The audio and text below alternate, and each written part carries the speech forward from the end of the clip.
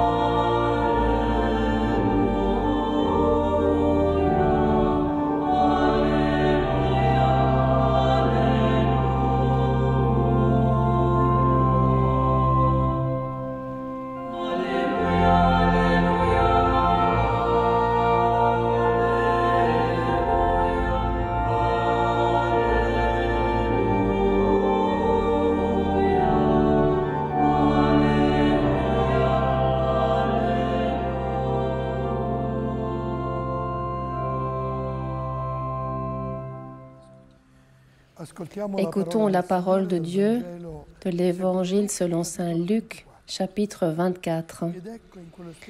Voici que ce même jour, 2 d'entre eux faisaient route vers un village du nom d'Emmaüs, distant de Jérusalem de 60 stades. Et ils conversaient entre eux de tout ce qui était arrivé. Et il advint, comme ils conversaient et discutaient ensemble, que Jésus en personne s'approcha, et il faisait route avec eux. Mais leurs yeux étaient empêchés de le reconnaître.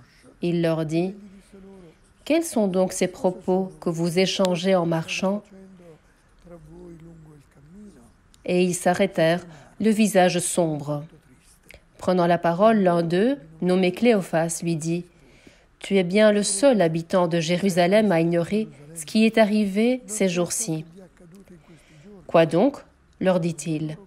Ils lui dirent : « Ce qui concerne Jésus, le Nazaréen, qui s'est montré un prophète puissant, en œuvre et en parole, devant Dieu et devant tout le peuple.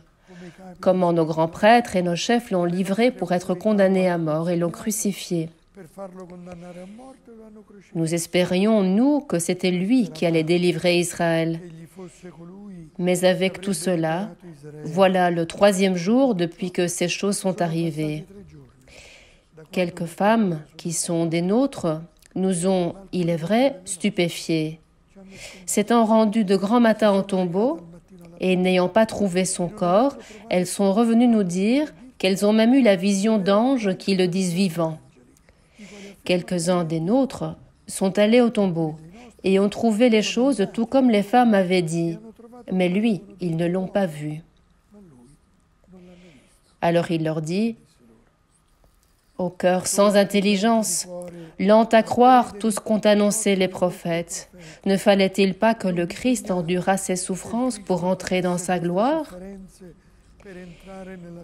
Et commençant par Moïse et parcourant tous les prophètes, il leur interpréta dans toutes les Écritures ce qui le concernait. Quand ils furent près du village où ils se rendaient, il fit semblant d'aller plus loin.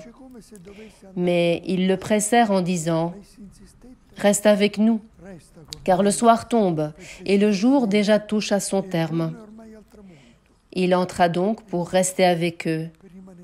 Et il advint, comme il était à table avec eux, qu'il prit le pain, dit la bénédiction, puis le rompit et le leur donna. Leurs yeux s'ouvrirent et ils le reconnurent. Mais il avait disparu de devant eux.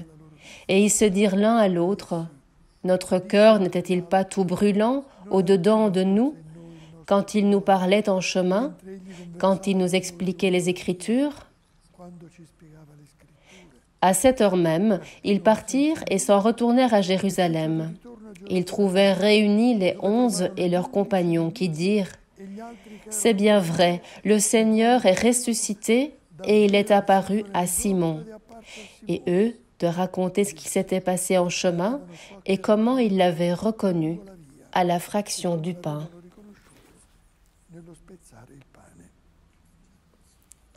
C'est l'Évangile du Seigneur.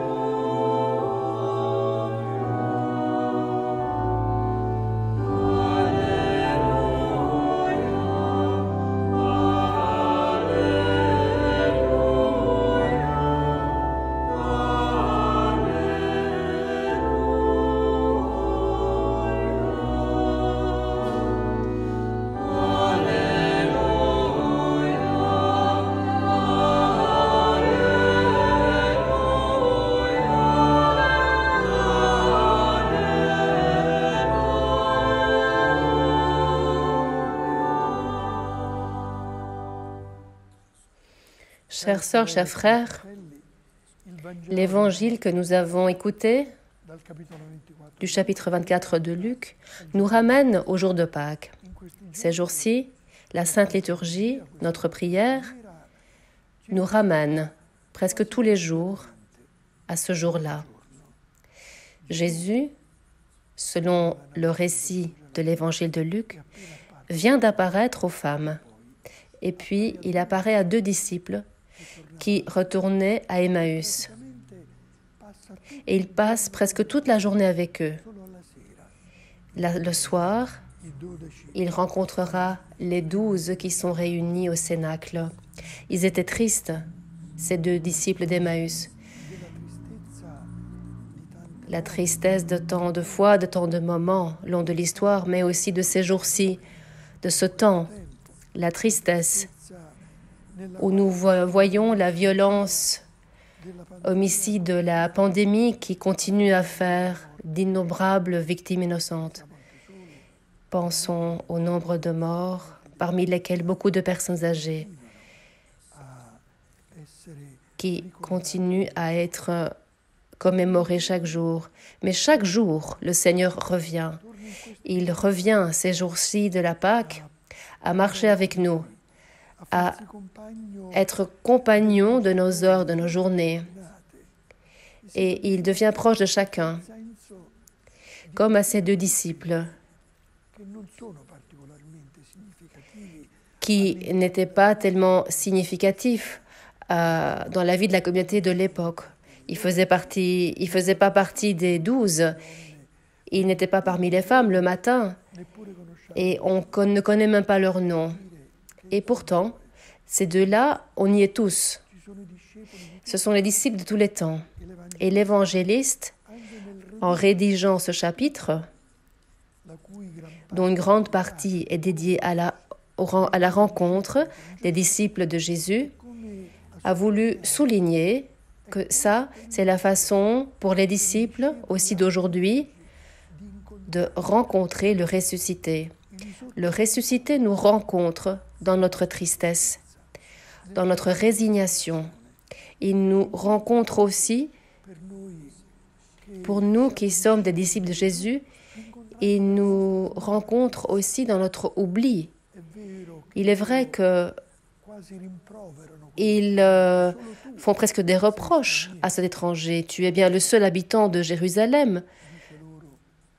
Et Jésus leur dit, au cœur sans intelligence, lent à croire, tout ce qu'ont annoncé les prophètes. Dans tous les évangiles de la résurrection, on souligne l'incrédulité des disciples aux paroles que Jésus avait dites avant. Combien de fois nous aussi, nous oublions, nous ne nous rappelons pas des paroles de l'Évangile. Aujourd'hui, ces jours-ci, Jésus nous les rappelle. Et il commence à expliquer à nous aussi les Écritures. Il leur ouvre l'esprit à l'intelligence des Écritures pour les comprendre plus au profond, plus profondément, pour comprendre les événements de ces jours-là. Et là aussi, frères et sœurs, c'est là que commence la Pâque de la résurrection. Ouvrir notre esprit et notre cœur à l'écoute de l'Écriture pour que leurs paroles puissent illuminer les esprits, puissent réchauffer le cœur et devenir le motif d'une nouvelle énergie, d'une énergie renouvelée. Jésus marche au long de la route. Il se fait comprendre, il se montre ressuscité. Il ne faut pas que nous restions immobiles, mais il faut se mettre en route pour écouter sa parole. Et cette parole, pendant plusieurs heures, a été la compagnie de ces 2 disciples. Et à la fin, vers le coucher du soleil, un peu comme l'heure de notre prière, les 2 disciples demandent à Jésus « Reste avec nous, Seigneur », parce que le soir tombe et le Seigneur reste et il rompt le pain. L'évangéliste suggère que c'est Jésus lui-même qui a préparé le repas du soir pour les 2 disciples, au lieu du contraire. La Pâque est un grand don et nous assistons à ce grand don quand on pourra de nouveau se rencontrer autour de l'autel pour rompre le pain, pour notre salut, pour le salut du monde. Ce pain qui nous montre de nouveau clairement que Jésus a donné sa vie pour nous et qu'il demande à nous aussi de donner notre vie, notre pain, notre amitié, notre miséricorde partout dans le monde. Notre cœur est comme réchauffé par l'écoute de la parole de Dieu qui devient un peu comme le cœur de notre journée, un rendez-vous qui non seulement fait disparaître la tristesse, mais qui illumine et réchauffe. Et on pourrait dire qui comble les distances entre Jérusalem jusqu'à Emmaüs. Il y a plusieurs kilomètres. Et le soir même, les 2 disciples ne restent pas chez eux. Ils retournent. Sans tarder, écrit l'évangéliste. La Pâque fait qu'on ait hâte. Le Seigneur nous demande d'être prêts, d'être généreux en disant à tous que le Seigneur est ressuscité, qu'il a vaincu la mort, que l'amour vainc la solitude, que la joie de la Pâque vainc la tristesse. Ils retournèrent à Jérusalem et ils allèrent auprès des autres disciples, ceux que Jésus avait appelés « mes frères ». Et nous aussi, nous attendons le jour où nous pourrons se réunir tous avec nos frères et sœurs pour dire ensemble la joie de la résurrection. Nous avons cette belle habitude à la fin de nos prières, à la fin de la liturgie, de dire tout haut « Christ est ressuscité ». Avant ce cri, ce soir, dans le Cénacle, quand les frères se sont retrouvés, se sont revus et se sont renforcés dans la foi et dans la conviction et dans l'amour que le Christ est ressuscité et qu'il a vaincu la mort.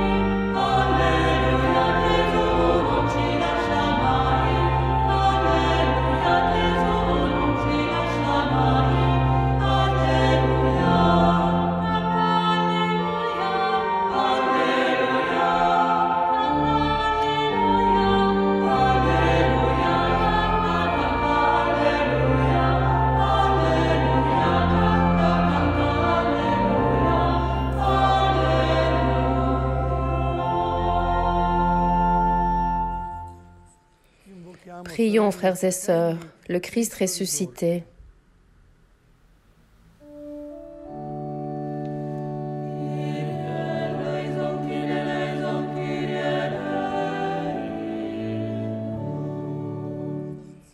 Pour les personnes âgées, pour les malades, pour ceux qui sont affligés, pour ceux qui sont tristes, pour que à chacun on donne guérison et salut, prions le Seigneur.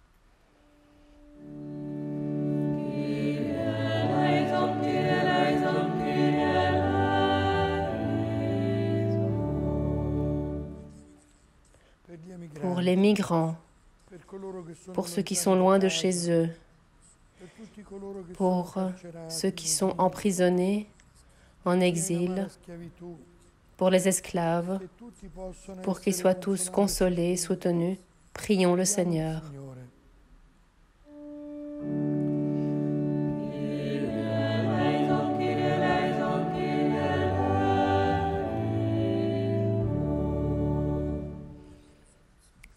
Pour la résurrection de l'Afrique, pour que vienne la paix là où il y a la guerre, pour que vienne le réconfort là où il y a la solitude, la justice là où il y a injustice, la solidarité là où il y a solitude.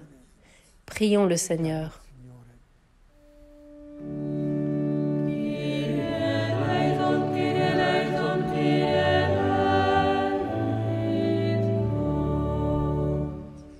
Ô Jésus, toi qui avec ta résurrection as vaincu le péché et la mort, donne à nous aussi de ressusciter avec toi, pour être avec toi lumière du monde et celle de la terre.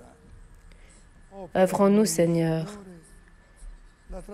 la transfiguration de notre vie, toi qui agis dans les âmes de ceux qui t'aiment, fais que notre corps, uni à toi, resplendisse de lumière, exulte de joie, et en accomplissant le bien, vainque en nous tout péché. Toi qui as vaincu la mort et qui nous a ouvert le chemin de la vie qui ne finit pas, suscite en nous l'amour plus fort que la mort, pour communiquer à tous l'évangile de ta résurrection, lumière qui dissipe la nuit de ce monde, maintenant et toujours.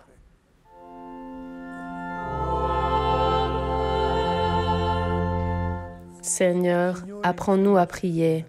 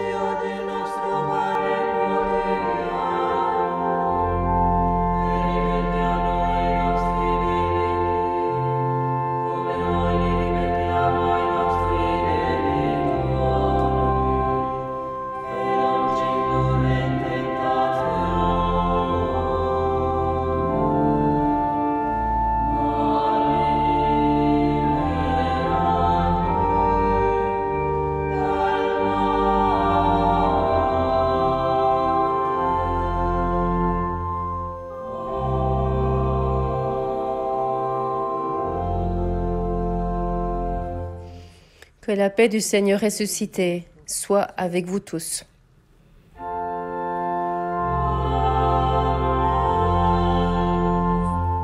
Le Christ est ressuscité.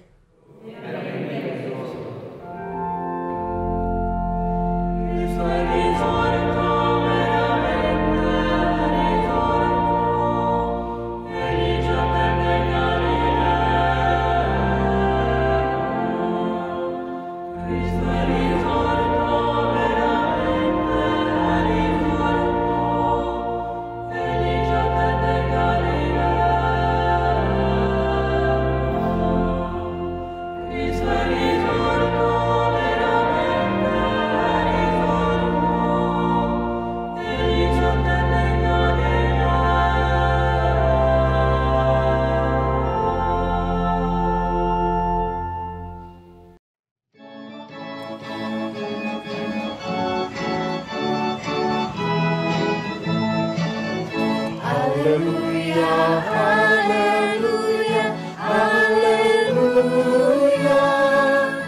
Haleluya, haleluya, haleluya. Maria menangis di luar kuburan. Saya ikuti dan mencintainya. Dia sembuhkan dan berikan hidup. Dia dibunuh tak ada lagi. Haleluya, haleluya, haleluya. Haleluya, haleluya, haleluya. Kuburan kosong, Yesus tak ada. Dia dengar suara memanggil namanya. Dengan wajah berlinang air mata, dia berpaling dan mengikutinya. Haleluya, haleluya, haleluya. Haleluya, haleluya, haleluya. Jangan cari dia di antara yang mati. Marilah pergi, Yesus telah bangkit. Kamu terakhir tapi yang pertama. Beritakanlah dia telah bangkit. Haleluya, haleluya,